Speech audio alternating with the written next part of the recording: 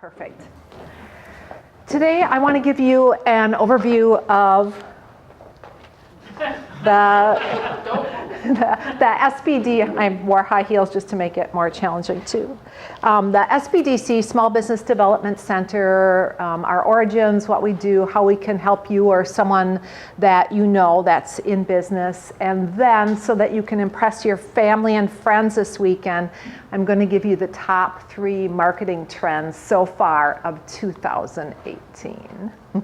Has anyone worked with a Small Business Development Center office before? For which of you is it the first time that you've heard of SBDC? Okay, cool. Well, I'm glad I'm here. The Small Business Development Center is a national organization. We were founded in 1975 by the SBA, the Small Business Administration, out of Washington, D.C. And that is where our funding comes from federally.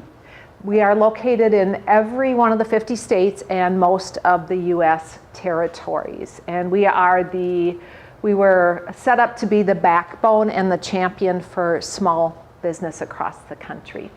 I've been with the SBDC for 2 years now. I have 10 years in the nonprofit world as Chief Operating Officer, so heavy finance, heavy HR, administration. In 2009, I started a women's fitness and wellness business in Hudson. I opened a second location near Mall of America 18 months later, and then after building that brand for 5 years, I sold it. It's still around. I started consulting in Minneapolis as a resident of Hudson. I started to really hate that commute. It was longer than I needed to deprogram coming home, and that's when I found this opportunity at UW River Falls.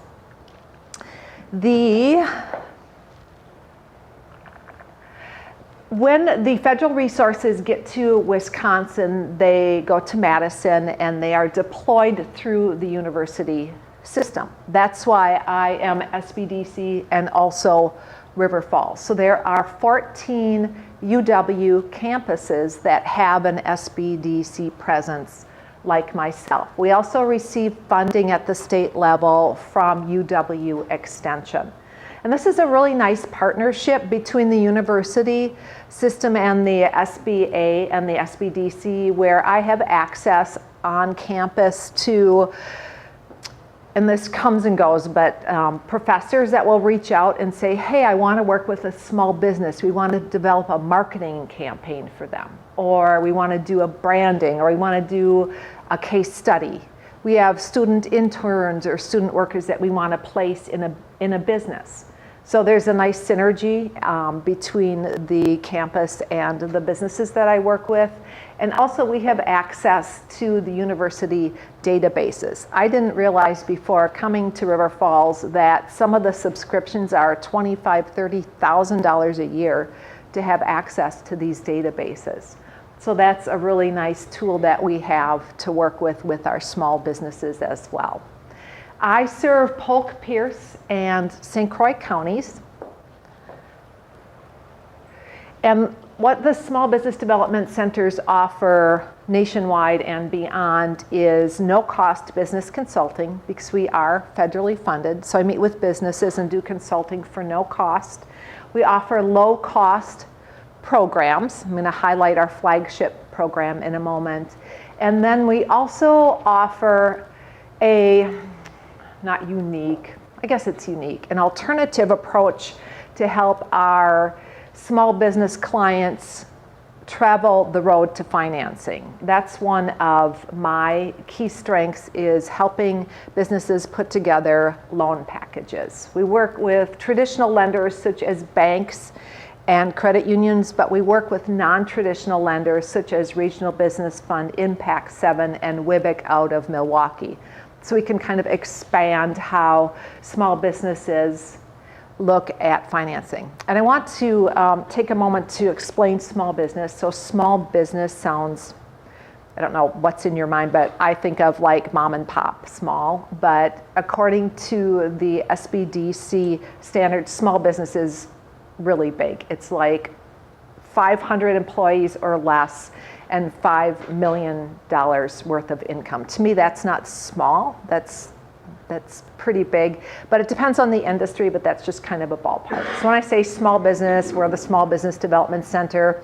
The U.S. government has a different definition of small maybe than the Kiwanis Club of Prescott and Katherine has of what small is. Okay, I just want to kind of define that.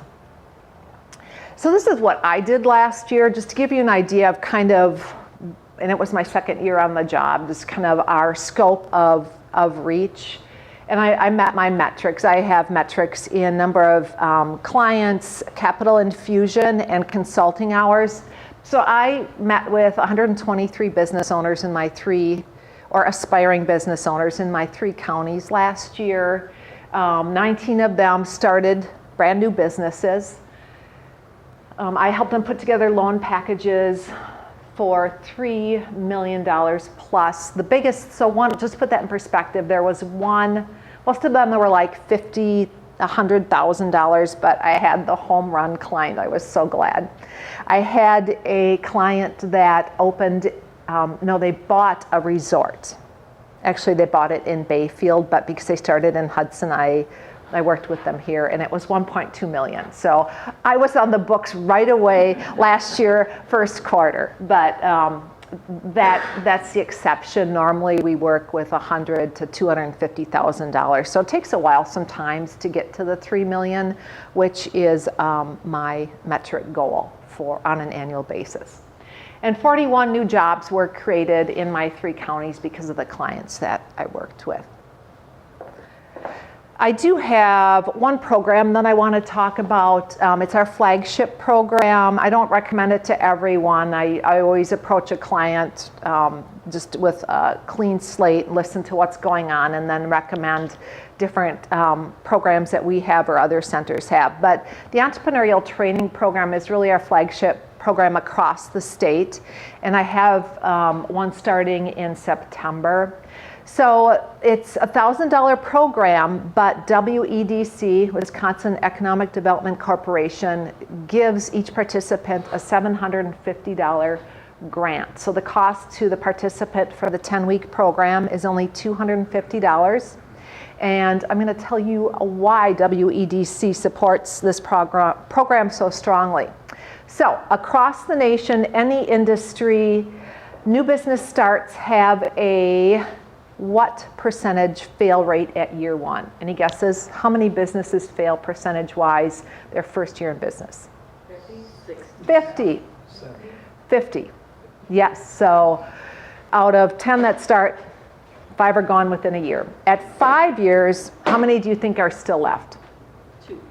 2. You guys are a lot better than when the sun sets today. We must be waking up.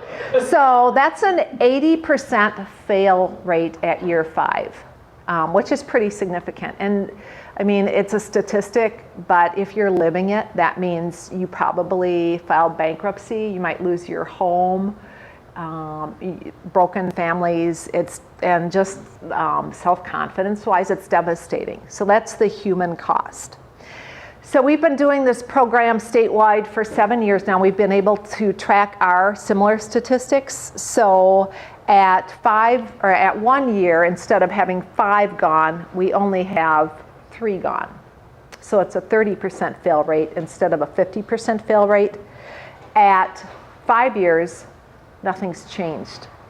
We still have a 30% fail rate or 70% success rate. So the impact is very strong for this program. Now I want to do a quick case study just to bring this home a little bit more and why the program is really powerful for business starts. And I want to say too, it's for any stage of business. That was just focused on the business start. So I have had businesses who are transitioning. I had a gentleman who's selling his roofing company. He took the class to find out how to best package his business for resale and how to value his business. We do that in the class also. We have people who own businesses for a number of years and aren't as profitable as they want, or the market's changed, or they want to change their product offering, or they want to find out who their target market is. They need a loan We end the class with a viable business plan that's been created and 3 years of financial projections. So it meets needs for most businesses. So this is a gentleman, TN Woodworks, Thomas. He's been in business for 3 years when he came to the class, and his sales were flat and declining, and he was thinking of going back to corporate, but he wanted to, it's his dream, give it that one last hurrah. Unique value proposition. This is what he came to class with, and this is what he was promoting and targeting in his marketing and talking about. This is what he had come up with through his own research, what his clients wanted. That they resonated with American made, that they wanted green construction and custom design. So he built one-of-a-kind wood outdoor furniture. Okay? And during the class, Thomas was able to talk in large and small groups with his cohort members. He did market research. We used the powerful, expensive databases at the university. And what he found out is that his target market didn't resonate with American made, but made in the USA was something that they resonated with. Really small little pivot in the marketing. It had a huge impact. He found out that because his product was already made out of wood, green construction didn't mean anything. People didn't get that. So he was giving talks on green construction, blah, blah, and it just wasn't hitting home with anyone. He also found out that when he talked about custom, one-of-a-kind designs, people immediately thought it would be out of their price range, and they didn't investigate further. He found out that his target market wanted something that was pre-made, or that was something that they could in a few steps assemble themselves. And he also found out that they wanted less risk, where some type of guarantee was really a table turner for him. He instituted what he learned during the 10-week program, and he was able to, well, his business took off because he changed his marketing and how he was targeting his people, and he needed to actually expand, and took his business plan and his financial pro formas to the bank and got a significant business loan.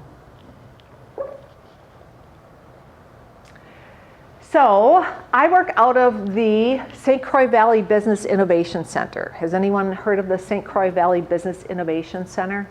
Awesome. We're there every day of the week if you ever want to stop by. We're between Hudson and River Falls off 65 and Chapman. You can come for a tour, check it out. It's a beautiful building. We moved from near the campus to this building in January. Oops. And as you may or may not have heard, that there were many partners over the 8 years that came together to make this, the Innovation Center, a reality. And it's really a delight to be working there. What else is resident in the building is we have co-working space for entrepreneurs that maybe need a place to meet with clients, or a place to office where I have 5 dogs, I work at home, and it just doesn't work. So to get away from the dogs or the kids, we have light manufacturing space for lease. We have office space for lease, conference and training rooms. CVTC has an office in our space and does a lot of their training deployment there. We just leased our second light manufacturing space, and so it's filling up really a lot quicker than we thought it's been. So our P&L looks a lot better than we thought it would at this point, which is a really good thing. So any questions about the SBDC, the Entrepreneurial Training Program, or the St. Croix Valley Business Innovation Center before I go on to the top 3 marketing trends? Yes? I had asked a question about nonprofits, and you guided me to a site. So it isn't something specifically you work with as far as nonprofits for training for that? That's correct. I am not allowed to work with nonprofits because of the sources of our funding. Got it. Yes. Thank you. You're welcome. Any other questions? Okay, so the top 3 marketing trends. Ooh, you're hopping ahead on me. Question number. Oh, yeah. Square feet is the new building.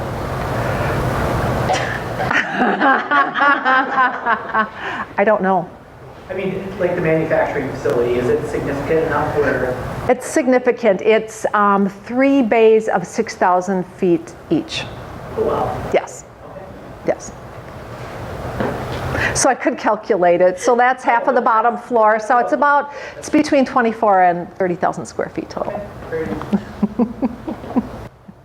Okay, so the top 3 marketing trends for the first half of 2018, these are what I have seen from working boots on the ground with my clients. And they're a trend that's been coming in, trends that I believe will continue. And I'd be curious to see if you've seen these unfolding in your own interactions with businesses or at your company. So we know everyone needs to be on the World Wide Webs, right? Everyone needs to be there. That's not a question. These are just stats of who's on it and what percentage. Businesses that start out with a web presence, an online presence, grow 40% faster. That's just old news. You need to be mobile friendly now.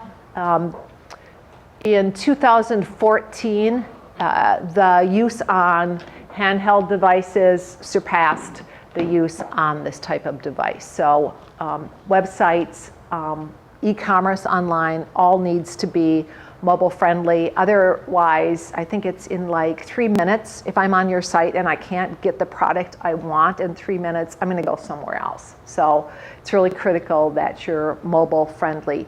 But the trend that I wanted to mention to you today is the non-traditional online presence. Back when I started my business in Hudson, I hired, as most people did, a web designer. I spent thousands of dollars. I remember being on a payment plan to have this super robust website created and all these different layers, blah, blah.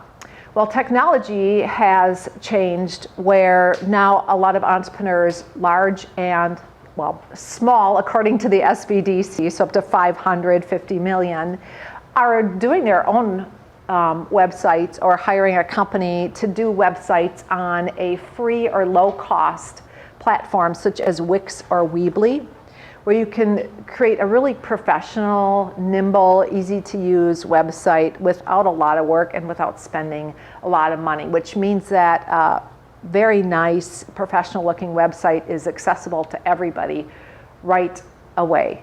And these different platforms also have plug-and-plays like your e-commerce, blog, all these things where you used to have someone write code for. This has just really changed the playing field where it really, small businesses that don't have a lot of money or choose not to spend money on website development can have something that's on par with someone who has spent tens of thousands of dollars. Another thing that I'm seeing is Facebook. Facebook's not going anywhere. I know the algorithms, whatever, but Facebook now has a commerce site. You set up a Facebook page for your business. You can do almost everything that you need to do. Well, you can do everything you need to do as if you had a website. So what I'm seeing is low cost, no cost website platforms are taking over. From spending a lot of money, having someone write code. They're being managed internally, and then Facebook is really being utilized more as a sales, direct sales, not just promotion, but also we're doing the deal right there on the Facebook page.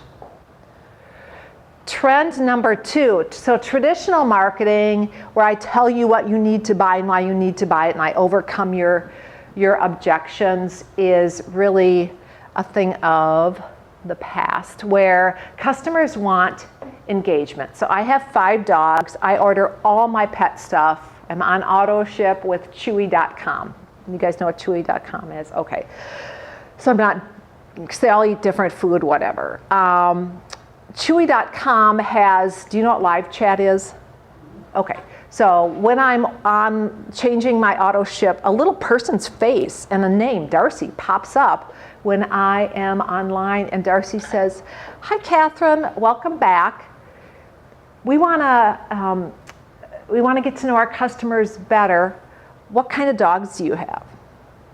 So that is that emotional engagement that she's creating with me, which I love. She asked me to send pictures, of course. I have 5 kids too, but I don't talk about them. They're not as cute, I don't know. But so she's creating that customer engagement, that it's the emotion.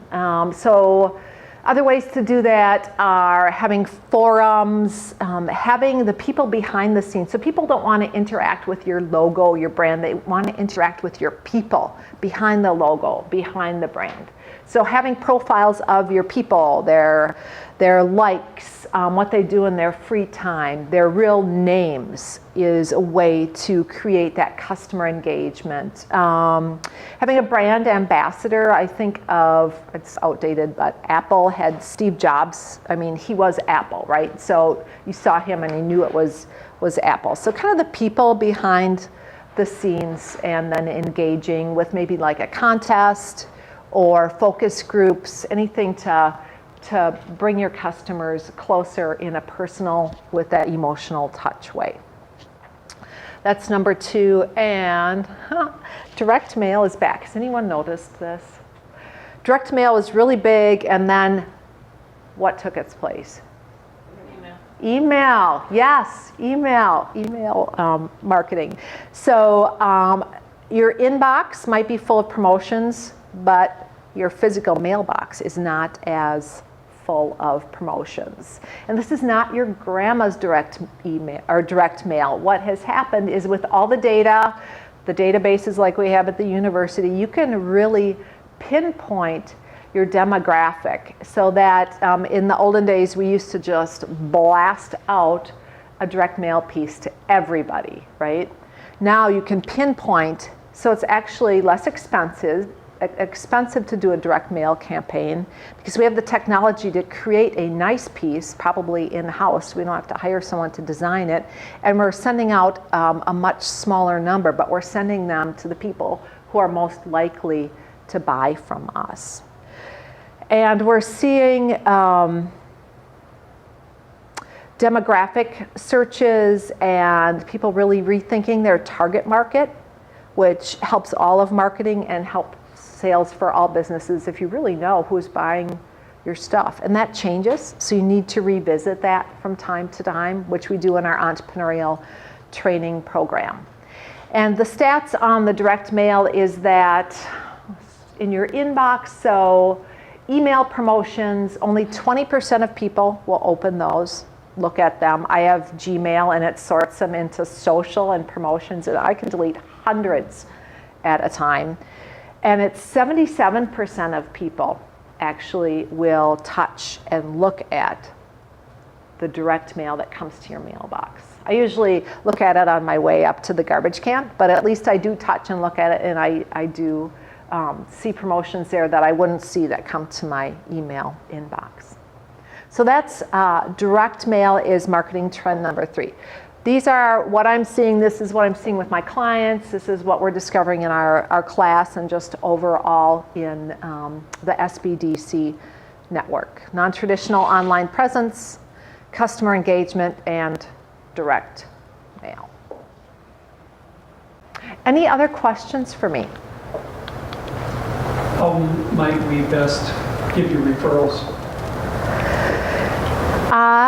An email referral is great, or have them call me. I have a phone that's working now at the Innovation Center. So, and then I just have a conversation, and then there's an intake form, because we are federally and state funded, that they fill out. So we get our data, and then we set up a time to meet. So, and anyone that's under 50 million and 500 employees is a good referral for me. And sometimes, speaking for myself as an entrepreneur, I had employees, and I had clients, and I had my husband at home. And none of those groups or people were really where I wanted to talk, or where I needed to talk to bounce ideas and brainstorm about my business, where sometimes that's all I do, is I sit across from someone and they talk and they solve their own problems, because they don't have that forum that's confidential or with an interested party to talk about the issues that they're facing or the celebrations. You know, as business owners, there's some big celebrations we have, and I love to celebrate with people too and be their sounding board. Other questions?